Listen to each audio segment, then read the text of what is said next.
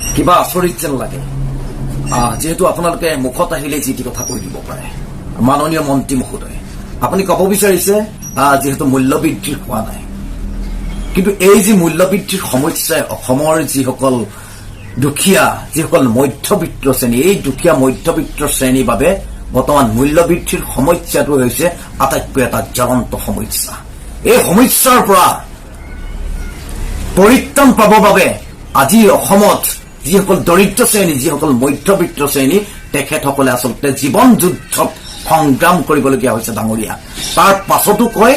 আপোনালোকে মূল্যবৃদ্ধি ক'ত হৈছে ডাঙৰীয়া আপোনালোকে মূল্যবৃদ্ধি ক'ত হৈছে এনেকুৱা ধৰণৰ কিছুমান মন্তব্য কৰি আচলতে আপোনালোকে সাধাৰণ জনতাক তুচ্ছ তাচিল্য কৰাৰ বাহিৰে অন্য কিন্তু আপোনালোকে একো কৰা নাই মূল্যবৃদ্ধি কেনেকৈ হৈছে ক'ত হৈছে এই কথাবিলাক আপোনালোকে দায়িত্বশীল এগৰাকী মন্ত্ৰী হোৱাৰ পাছত এনেকুৱা ধৰণৰ মন্তব্যবিলাক সঁচাকৈ শোভা পায়নে বাৰু আপোনালোকে নিশ্চিতভাৱে জানে আজি যেনে ধৰণে মূল্যবৃদ্ধি হৈছে মানুহৰ মূৰত যেনেধৰণে কৰ কাটাল আপোনালোকে চাপি দিব বিচাৰিছে যিদৰে কৰ সন্ত্ৰাস চলিছে অসমত এতিয়া মানুহ জীয়াই থকাৰ পৰিৱেশ নাই অসমৰ দুখীয়া যিসকল মধ্যবিত্ত শ্ৰেণী এই দুখীয়া মধ্যবিত্ত শ্ৰেণীৰ বাবে এতিয়া সঁচাকৈ জীয়াই থকাটো টান হৈ পৰিছে ডাঙৰীয়া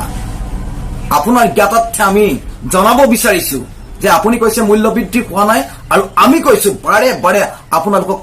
ক'বলগীয়া হৈছে যে মূল্যবৃদ্ধিৰ প্ৰত্যেকটো সামগ্ৰীতে মূল্যবৃদ্ধি হৈছে আজি মিঠাতেলৰ দাম চাওক আপোনালোকে আজি পেট্ৰলৰ দাম চাওক আপোনালোকে কম্পেয়াৰ কৰি চাওক তুলনা কৰি চাওক এই কথাবিলাক এনেই মুখত আহিছে বাবেই ক'ব লাগে বাবেই কিবা কৈ দিব লাগে তেনেকুৱা ধৰণৰ কথা নহয় প্ৰকৃত যিটো সমস্যা এই সমস্যাটো সমাধান কৰাৰ ক্ষেত্ৰত আপোনালোকে যৎপৰোনাস্তি চেষ্টা কৰক ডাঙৰীয়া আপোনালোক ধনী মানুহ আপোনালোকৰ টকা পইচা উভয় নদী আৰু সেই গতিকে আপোনালোকক মূল্যবৃদ্ধিৰ সমস্যাই আপোনালোকক কিঞ্চিত মানুহ প্ৰভাৱিত কৰিব নোৱাৰে কিন্তু আমাৰ যিসকল ব্যক্তি অসমৰ যিসকল সাধাৰণ জনতা এই সাধাৰণ জনতাৰ কিন্তু এই সময়ত জীয়াই থাকিবৰ বাবে সঁচাকৈ চিন্তা কৰিবলগীয়া